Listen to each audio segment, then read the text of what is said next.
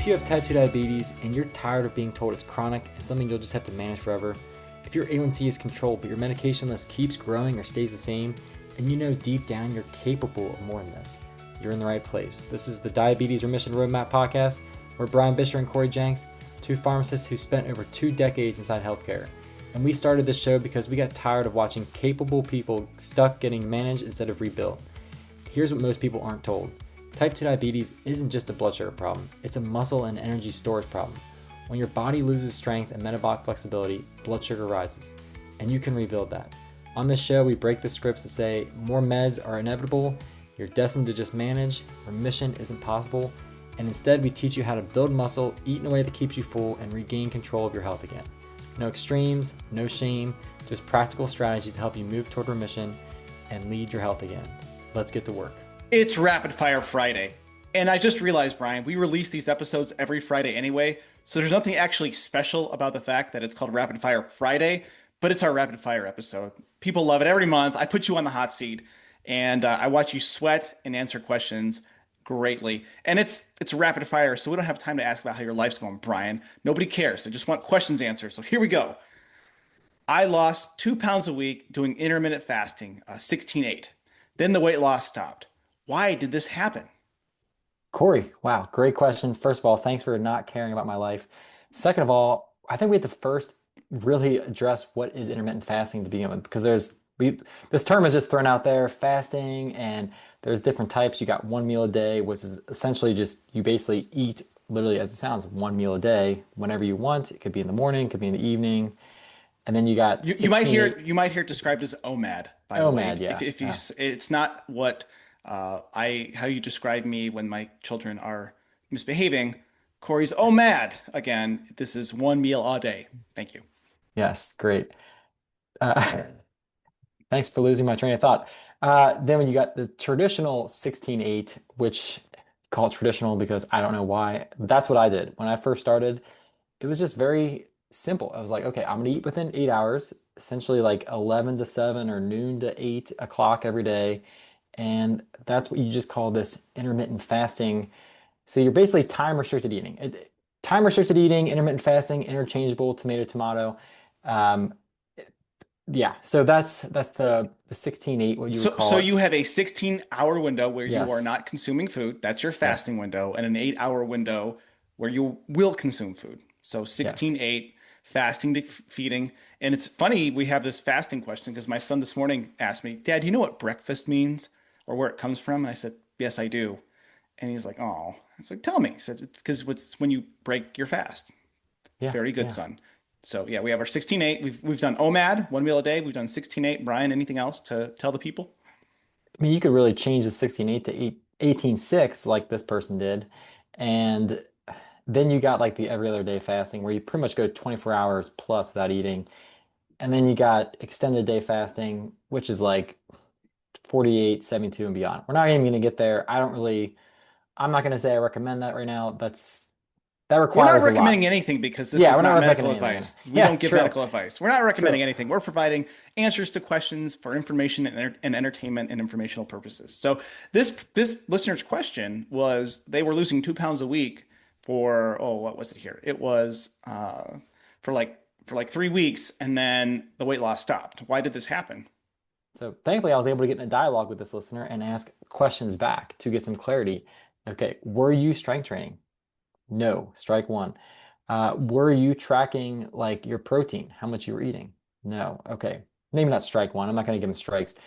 That's like they're getting in trouble or something. But okay, problem number 2 identified. And were you um, just monitoring how much fat, or were you just pretty much eating whatever you want during that time? And it was Fat yes, or yes to carbs? all three. Fat or carbs? Fat or carbs, yeah. Yeah, And so, but extra energy. they were eating a lot of pistachios. Let's just say that they were eating a lot of pistachios, and I just was like, yeah, that can really sneak up on you in terms of calories.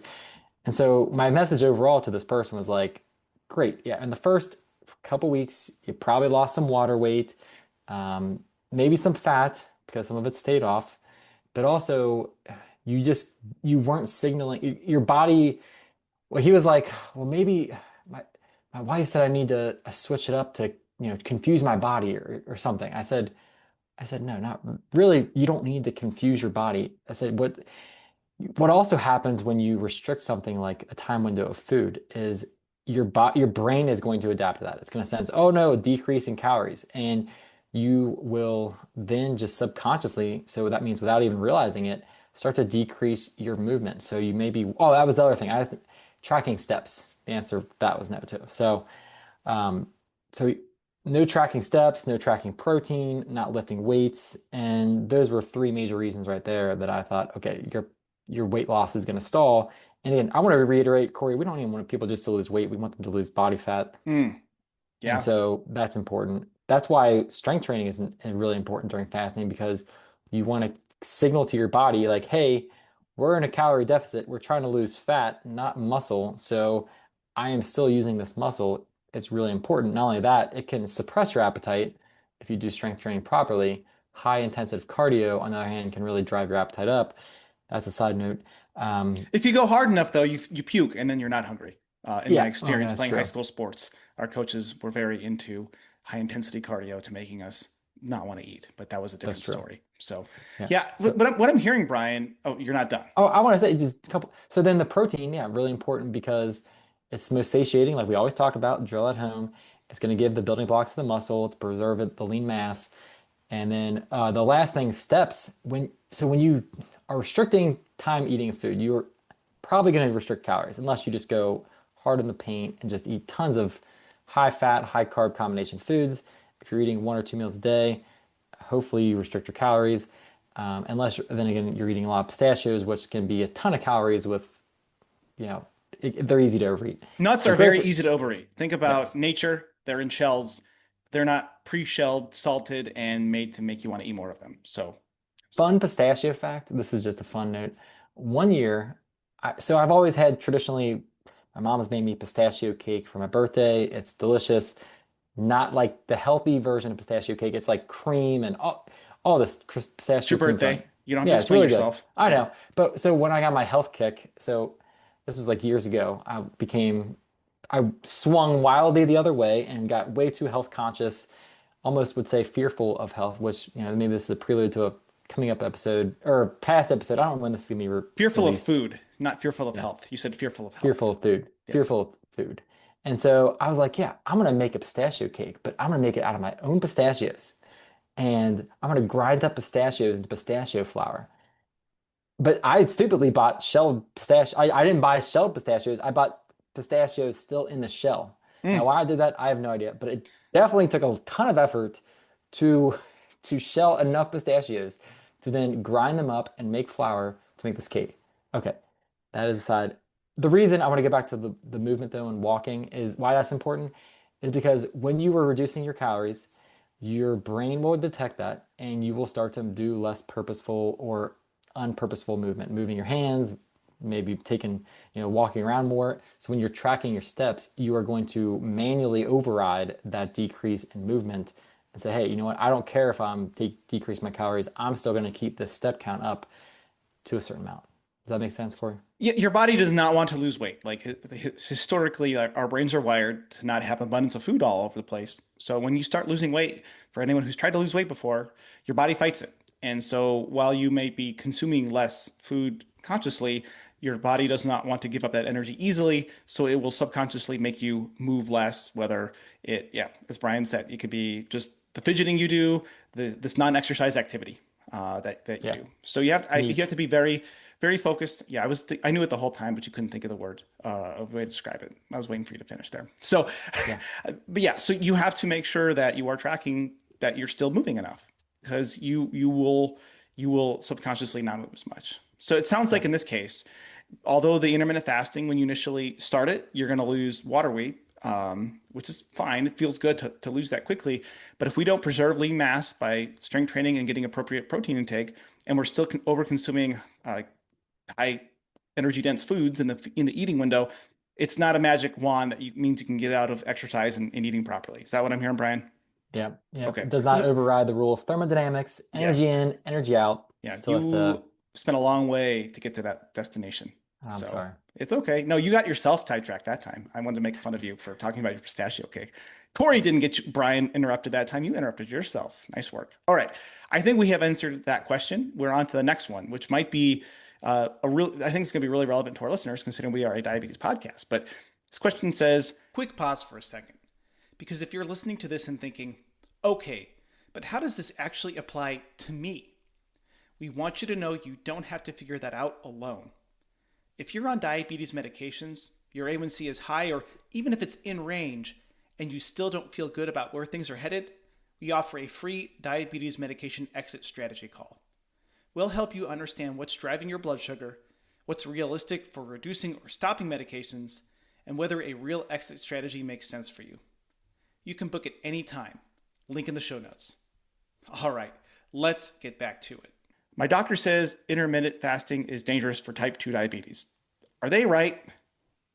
Wow, this is a great question. And it depends, right? It depends on what type of medication you're on. Mhm. Uh, again, we So just will first off, no reiterate, medical no, advice here. yeah, no medical advice. But you could ask your doctor, hey, is the medicine I'm on, does it does it override my body's ability to regulate my blood sugar? AKA, does it just, I don't care what your blood sugar is, I'm just gonna make it drop like the sulfonylureas? Mhm. Or does it work with your body like the Ozempic and um, Or TPP4 inhibitors. yeah, Yes. DPP-4 inhibitor. Yeah, I don't want to just get into the yeah, Januvia, those types of things. So does it work with my body where I still have the mechanism in there um, to my body still has the ability to regulate its own blood sugar. So, and then you got obviously if you're on insulin, then yeah, it could be dangerous. So you definitely need to talk to your doctor about like how do I adjust my insulin if I want to go to a period of time without food. Just like if you're having surgery, they're going to reduce any insulin dose that you're on. I Yeah. hope that that's what they would do. Yeah. Um, Cory, you want to say something? I do because I think one concept that I want that we really preach here is we want to help people help listeners help you discuss things with your doctor in a way that makes it a collaborative team effort. And one thing that healthcare professionals are really good at is being scared of the unknown because we assume if we're not trained in it, we assume it's bad. Now, a lot of times our instincts are correct. However, intermittent fasting or fasting is something that's not traditionally done. It's not taught in medical school. It's not taught in pharmacy school. You kind of learn about it on the internet. And then again, to traditionally trained healthcare practitioners, you hear something about the internet, you're nervous. So they might just default to it's different equals dangerous. So without founding of evidence, they might call it that. Now, Brian is right because depending on the types of medicines that you're on, or if you have a propensity to get hypoglycemic, because that's the number one thing that your provider cares about that we care about too is safety. Now, if you're on Brian had a very long-winded way of saying this, but I'll make it really simple so you understand it. So some medicines will lower sugar regardless of anything. So insulin lowers sugar. So you inject insulin, it's going to lower your sugar. It does not care if you've eaten or not. Sulfonylureas like glipizide, glimepiride, glyburide, you take that pill, your sugar is going to drop. That's why it's recommended to take it with food. If you look at the label, I'm not making any of this up. This is pharmacy school 101 stuff here. But if you're doing an eating pattern where you're not eating, and you're taking medicine to lower your sugar, it causes dangerous low blood sugar or hypoglycemic event. So that's probably what Brian was referring to is, the doctor is right to say that that is dangerous. So it is all about creating a plan with your provider, working as a team. If you want to do this sort of intermittent fasting thing, and we're not recommending it, Brian, are we recommending it? No, no. We're answering questions about it because we've done it ourselves. We've seen patients come to us, clients come to us who are doing it already. Um, how can we do this in a way that's safe and effective? And as Brian answered in the first question, we talk about effective, like we want to put the other pieces in place to make it effective. Yeah. Thank you, Cory, for steering me and summarizing things where I'm not, even though you went a little long-winded there yourself. Uh, Yeah, I know. but suffice to say, it is dangerous if you don't do it under the right guidance and the right Yep. supervision. So So are any I, medications you take too. but it doesn't So mean is you can't. It Yeah. doesn't mean you can't. So is driving a vehicle. So are many things that we do in life. We use the same analogy for every time, like with tools, but chainsaw is a great tool in the right hands, but in our hands, it's dangerous, right? So Mhm. fasting is a great tool, but in the wrong, uninformed, untrained hands, it can be very dangerous. So Yeah. that's why we're not recommending it. We are not giving medical advice, and we are recommending you discuss it with your doctor if you want to do it. So, all right, next question. Well, let me Oh, just you're not add, done. Oh, okay, let me sorry. just finish with this, Yeah, yeah, is yeah. that it's Okay. also it's one of those tools that it can just make it easier because we talk about this all the time, like your environment, your choices. And if you set this intention to say, hey, I'm just not going to eat for this certain period of time, or it's also, I would say it's Lent for me, and fasting is a part of a religious practice. And so you tend to go longer periods of time without food to just create more discipline and space for other things. So yeah, it's definitely not the only way to get to lose weight, but it is a great tool that it helps just it sets the stage for just decreasing choices that you have to make around food. Yeah, because in a life that's busy and full of many things, the fewer you run out of decision-making capacity pretty early, especially Brian and I with young kids. My guess is you made this pistachio cake before kids because you had time to shell and grind pistachios. 100%. Yeah, yeah, that would be we would not be doing that now. So, all right, the next question is, do artificial sweeteners break a fast? Not technically, but there will be, I've read books about this, and so you get like what's called your tongue when you taste the sweetness, you get like a insulin response, cephalic insulin response. Fancy, like again, fancy way of saying like your tongue tastes something sweet and your body might pre-release insulin, getting ready for that sweetness. And so this is where you get into like the nitty-gritty details. And I, I would say if you're having a hard time committing to a fast and it's like, or you're doing this under medical supervision and you're just having a hard time extending it to where you want to get to like that point in time and but you're having something sweet, that could be a potential reason because you're basically giving your body like a little tease of something sweet. And yeah, you're kind of saying, hey, here's some food, but not really. And here's there's no calories coming with it. Now, yeah, again, can you still lose body fat by doing sweeteners? And yeah, you 100% can because they're 0 calorie. And some might say, well, this turns off fat burning. If insulin levels are up, then it turns off fat burning. I've seen that out there, but like when it comes down to calories, calories in, calories out, as long as you are less on the calories in, more, or sorry, yeah, less on the calories in than calories out, you can lose fat. You don't have to have some magical low levels of insulin. I think it just makes it easier to sustain a long period of time without eating. Does that help? Yeah, I think that you talk to fasting absolutists and they will say anything that isn't nothing but air will break a fast. I am more of a pragmatic fast person. Like if you're able to consume less food, if you're able to reduce the choices as we talked about before, if an artificially sweetened coffee or tea or diet soda help you and you're doing well, like look at your body, look how you respond. Are you getting the results you want? Are you feeling good? Are you feeling energetic? Are you happy? Great, keep doing it. Are you miserable? Are you white knuckling things? Are you seeing a hypoglycemic event because you're teasing your body with a artificial sweetener and you're getting a shot of insulin that's lowering your sugar? Then don't do it.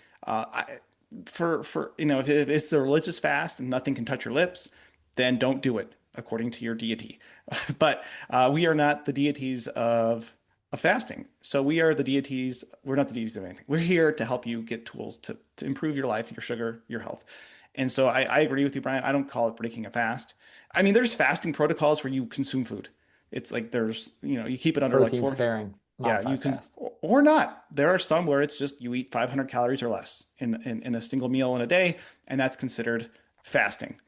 There are Yeah. I've seen fasting bars before, and how can we make money out of a thing where you're not eating? We did it. We did. Well, we didn't do it. Someone did it, Brian. So yeah, don't let perfect be the enemy of good. That's my thought on that. I've actually tried those fasting bars. Of course you have. They're yeah. There's suckers born every minute, folks.